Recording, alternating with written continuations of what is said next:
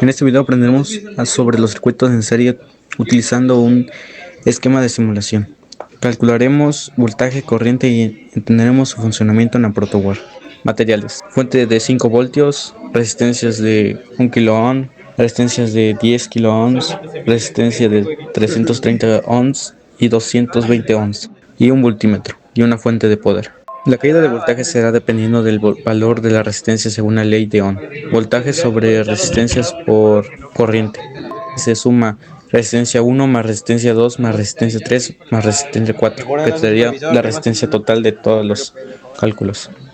Sería 1 kΩ más 10 kΩ más 330 ohms más 220 ohms, que nos da 11.55 kΩ.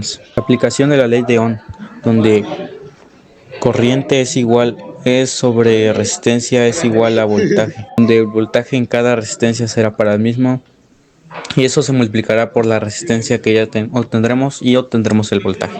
¿Cómo puedes calcular la corriente y los voltajes en un circuito en serie? Y verificamos los resultados en un simulador. Práctica de leyes de Clifford.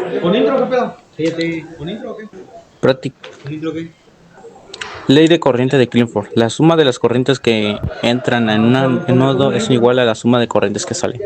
La ley de voltajes de Clifford es la suma de las diferentes de potencia en un lado cerrado es igual a 0. Explican que el circuito tiene dos fuentes de voltaje. La batería 1, que será de 10 volts, y la batería 2, que será de 5 volts, y varias resistencias conectadas en serie y en paralelo.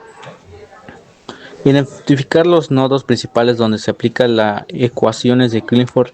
Explicar en que los amperios miden la corriente en los diferentes puntos. La aplicación de la ley de corrientes de Clifford indica que en los nodos se cumple la corriente que entra es igual a la que sale. Definir las corrientes en ramas del circuito y cómo se distribuyen.